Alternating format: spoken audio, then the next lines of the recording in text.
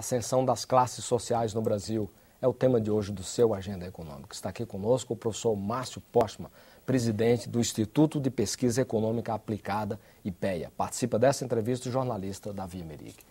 Professor Postman, eu queria entrar na questão do desemprego, os últimos dados.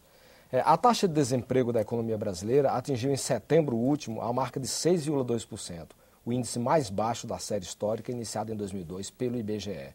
Segundo o Instituto, a desocupação caiu em função da abertura de novas vagas e não porque as pessoas desistiram de procurar trabalho.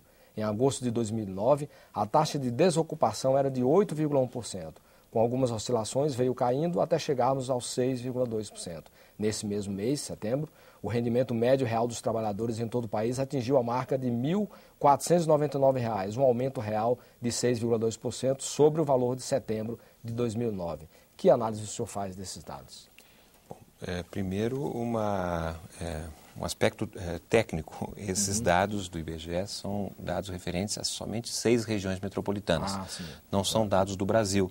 Embora, no contexto que estamos vivendo, possivelmente seja um bom reflexo da realidade nacional. Mas nós temos desempregos diferentes. O desemprego na zona rural, por exemplo, é de natureza diferente do emprego urbano, das grandes cidades, pequenas cidades, etc. Mas não há dúvida que a trajetória do desemprego vem sendo reduzido, e isso aponta justamente para um possível momento, talvez inédito no Brasil, de nós termos então a questão do emprego, da formação, da qualificação do trabalhador como um constrangimento ao crescimento da economia nacional. Uma vez que nós já observamos determinados setores, em determinadas regiões do país. Tem vaga, mas não tem gente para ocupar. Exatamente. Quer dizer, tem pessoas, o Brasil tem um estoque de desempregados ainda significativo, não é? Mas as pessoas, 80% dos desempregados brasileiros não têm capacitação ou experiência profissional para poder exercer aquela atividade. Portanto, nós estamos agora não apenas preocupados com essa situação, não é? Mas a necessidade do Brasil rever, inclusive, parte das suas políticas voltadas para o trabalho. Nós precisamos trabalhar com o futuro, com as expectativas de tipo de emprego que estão sendo gerados e preparar antecipadamente a mão de obra. Isso é um esforço de qualificação dos trabalhadores em termos nacionais, é um esforço de modernização do sistema nacional de intermediação de mão de obra e até mesmo do pagamento do benefício às pessoas que ficam desempregadas. Então, estamos entrando numa situação de transição do desemprego estrutural brasileiro para o desemprego friccional, que é, na verdade, muitas vezes a existência de um emprego sem que a pessoa saiba do emprego, sem que ela esteja em condições de ocupar aquele posto de trabalho. Então, requer agora uma sofisticação das políticas públicas para poder fazer com que as empresas que queiram contratar possam, de fato, encontrar pessoas adequadas para essa ocupação. Mesmo que a gente tome por base esse crescimento em 6 regiões metropolitanas, tem uns números interessantes aqui que a gente gostaria que o senhor também comentasse. No período de um ano, os empregados sem carteira assinada no setor privado obtiveram um aumento de 12,4% nos seus rendimentos. Os empregados com carteira assinada obtiveram somente 2,4% de aumento em um ano. As pessoas que trabalham por conta própria tiveram aumento de 5,2%. Militares e funcionários públicos, 6,3%. E empregadores, 13,6%. Esses dados são da Fundação Getúlio Vargas e tal. Que conclusões o senhor pode tirar essas diferenças? Pessoas sem carteira assinada terem rendimentos maiores de quem tem carteira assinada. Como o senhor avalia isso? Trabalhando com a média da remuneração, isso aqui são as 6 regiões metropolitanas, As regiões são Salvador, Recife, Salvador, Belo Horizonte, Rio de Janeiro, São Paulo e Porto Alegre. Exatamente. Quer dizer, em geral, o trabalhador com carteira assinada tem uma remuneração média mensal 30% acima da remuneração do trabalhador assalariado sem carteira, né? Então, ter carteira, não apenas pelo fato de ter os direitos, mas, em média, ele recebe acima de quem não tem carteira. O fato de, nesse período de setembro do ano passado a setembro deste ano, ter havido maior expansão da renda média dos trabalhadores sem carteira assinada, nosso modo de ver, está diretamente relacionado ao comportamento do salário mínimo. Porque o trabalhador com carteira assinada, de maneira geral, é uma parcela muito pequena que recebe o salário mínimo. Ele geralmente ganha acima do salário mínimo. Então, o aumento do salário mínimo, ele repercute muito mais nos trabalhadores que não têm carteira assinada, porque alguém vai dizer, mas não é obrigatório pagar o salário mínimo para quem não tem carteira assinada. Não é, mas há uma prática no Brasil, a gente comparar os vários dados, mostram que, em havendo elevação do salário mínimo, isso ocorre simultaneamente, mesmo em trabalhadores que não têm carteira assinada. Portanto, nosso modo de ver está relacionado a esse fato do salário mínimo, que rebate mais fortemente em trabalhadores do setor privado, sem ter a contratação formal. Por outro lado, também se percebe que, no caso dos servidores públicos e militares, houve um reajuste nesse mesmo período superior ao dos trabalhadores do setor privado, com carteira assinada. Também, a nosso modo de ver, está associado à política de correção da remuneração, especialmente no setor público federal, que vem ocorrendo nos últimos anos, de ampliação das carreiras e também em termos de elevação do salário mínimo, pois nós tivemos um longo período dos anos 90, início dessa década, sem grandes reajustes. Então, houve uma recuperação desse valor que se faz refletir nesse quadro. E, por fim, melhor desempenho em termos de remuneração está diretamente relacionado aos empregadores, que vêm por força da ampliação dos negócios, ampliação dos faturamentos. Isso resulta, sobretudo, em melhor rendimento para quem é empregador. Queria examinar um pouquinho os dados sobre a pesquisa de orçamentos familiares. Se compararmos as duas últimas POFs, né, essas pesquisas, calculado pelo IBGE, 2002, 2003 com 2008 e 2009, nós notamos que a renda familiar média no Brasil cresceu 10,8% nesse período. Mas esse aumento não foi uniforme para todos os estratos. A renda dos 10% mais pobres aumentou 42,1%, a dos 10% mais ricos subiu 13,3%. A proporção de pessoas pobres caiu de 18% para 10% do total pesquisado. Então, quer dizer, houve progresso na distribuição de renda e na redução da pobreza. Sim, olhando a pesquisa de orçamento familiar, nós podemos perceber não apenas a ampliação da renda das famílias, mas também uma mudança na composição dos gastos. Né? Quer dizer, uma perda de importância dos gastos com alimentação e uma ampliação dos gastos com habitação e transporte. Quer dizer, esses são os principais problemas das famílias hoje nas cidades, não são mais as despesas com alimentação, mas sobretudo com habitação e transporte. Uma vez que esses dois gastos praticamente representam quase 2/3 do orçamento das famílias brasileiras. Então, é algo fundamental de ser reconhecido, por um ponto de vista de políticas públicas, da importância da redução das despesas com habitação e, sobretudo, com transporte, que é o que mais cresce, é a despesa fundamental das famílias, então são essas duas. Quer dizer, a despesa com habitação, ela pode ser aluguel e pode ser também a aquisição da casa própria. Pode ser sim. E nas duas... Condomínios, sim, gastos que tem na manutenção da casa. Né? E há um outro aspecto bastante importante, que é de entender o que permitiu que houvesse a redução das despesas com alimentação das famílias.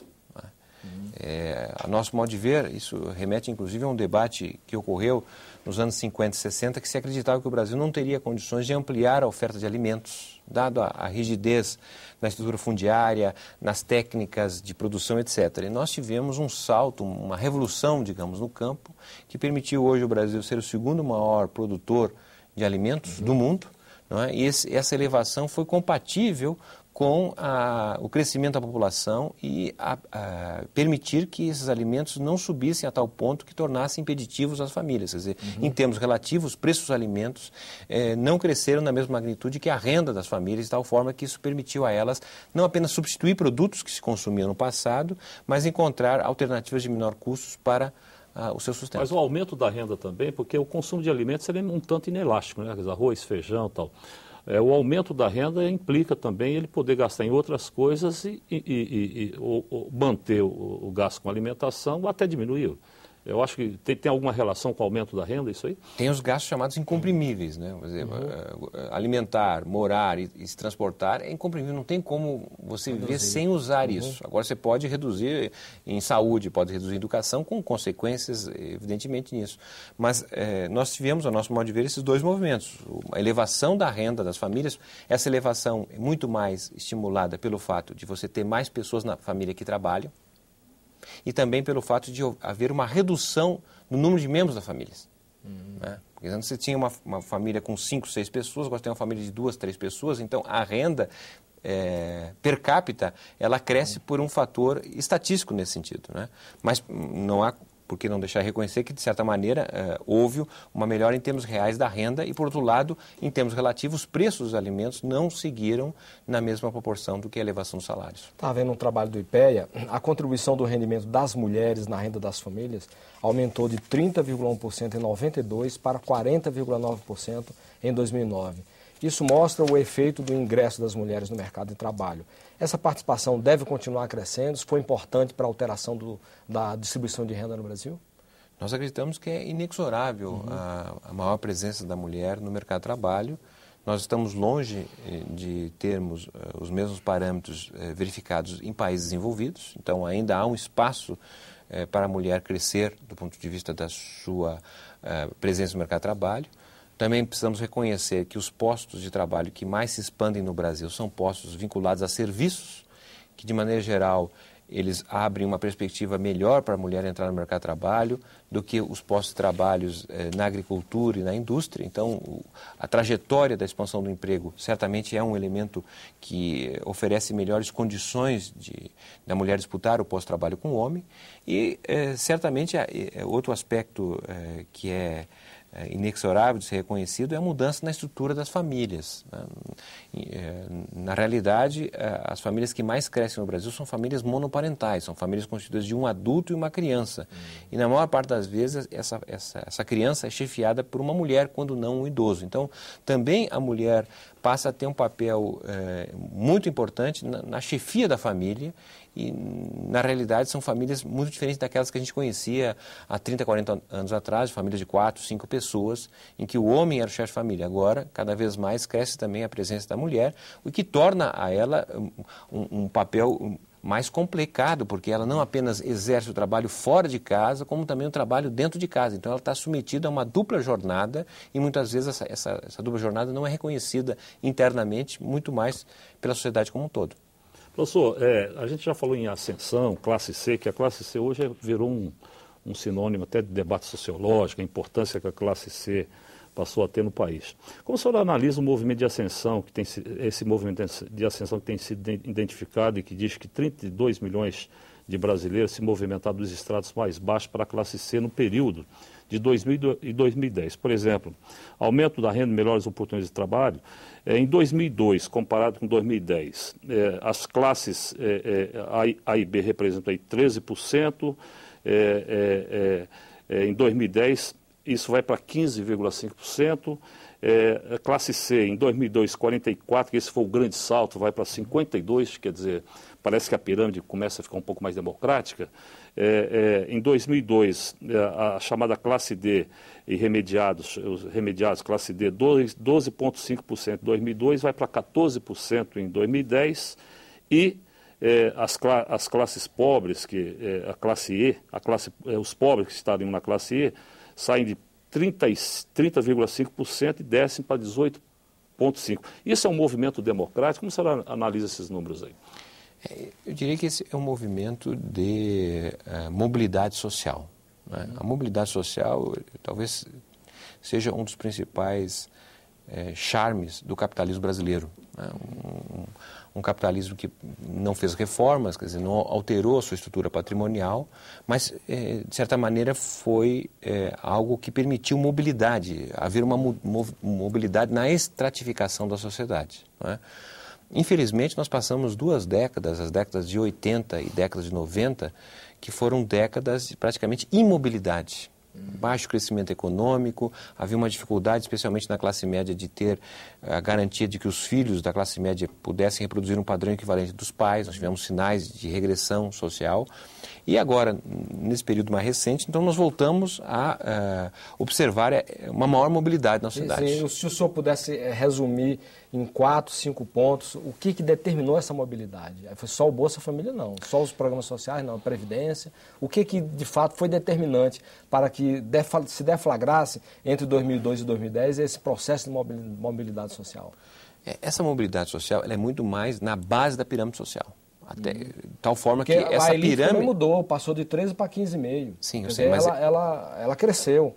Sim, a elite. A mobilidade praticamente atinge a todos, mas de forma diferenciada. Isso. Não é? Nós tínhamos, por exemplo, nos anos 70, período do milagre econômico, não é?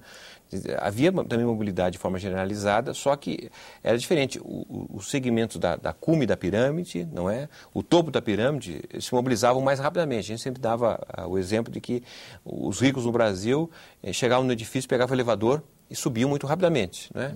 A base da pirâmide social chegava no mesmo edifício, mas ia subindo pela escada.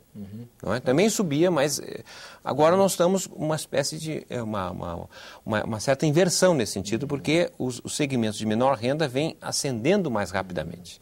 E essa ascensão deve-se, de um lado, à melhora da renda, não há dúvida em relação a isso, mas também se deve ao fato de onde estão obtendo a renda, que tem a ver com o emprego, o tipo de emprego que nós crescemos. O Brasil está gerando empregos formais numa quantidade impressionante. Por exemplo, o melhor momento que nós tivemos no Brasil em termos de geração de empregos formais foi na década de 70, que a cada 10 empregos gerados no Brasil, 8 eram assalariados e 7 com carteira assinada. Hoje nós estamos gerando a cada 10 postos-trabalhos, 9 são com carteira assinada. Então, houve um movimento de formalização de empregos, geração de empregos, que garantem pelo menos o salário mínimo e os mínimos direitos. E isso, evidentemente, tem a ver com a forma com que o Brasil vem crescendo nos dias de hoje, que abre essa oportunidade de ter empregos melhores, porque são com carteira assinada, não é? E ao mesmo tempo acompanhado de políticas públicas que, de certa maneira, ajudam na situação do desemprego, ajudam na situação de inatividade quando aposentado e ajudam até mesmo aqueles segmentos que estão sem ter condições de ter um emprego imediato naquele momento. Eu faria duas perguntas aqui. Essa ascensão, isso mostra, é estável ou corre o risco de em 1 ano, 2 anos, por exemplo, a gente acaba com a Bolsa Família ou reduz drasticamente em função de uma crise brasileira e tal? Isso alteraria dramaticamente esses números? Então, isso é estável ou ele ainda é um tanto gelatinoso? Essa é uma questão. E o senhor também falou de uma crescente formalização da economia. Isso joga fora esse debate da necessidade da reforma da legislação trabalhista, de flexibilizar a legislação? O senhor acha que essas mudanças apontam para um fim desse tipo de debate? Bom, duas questões também interessantes e complexas. Quando nós falamos sobre estratificação social, mobilidade de classes de renda, é que nem nós analisarmos alguém que anda de bicicleta. Se parou de pedalar, você cai. Ou seja, para que se continue a haver essa mobilização, essa melhora, essa democratização de oportunidades, é necessário ações contínuas no tempo, porque pode haver regressão. Não há dúvida nisso. O Brasil optar, por exemplo, fazer um ajuste fiscal profundo nesse momento. Não é? Obviamente nós vamos ter regressão do ponto de vista do emprego, da renda, então não pode deixar de pedalar para que nós possamos ter continuidades do ponto de vista da mobilidade social. Em relação à questão da formalização, eu acredito que nós temos sim uma parte da sociedade, dos empregos, das empresas informais. Né? Informais que se dão, de um lado, porque não há legislação apropriada para poder dar guarida a esses segmentos. A gente pegar, por exemplo, as pequenas e microempresas, a agricultura familiar. Não há uma legislação que as proteja.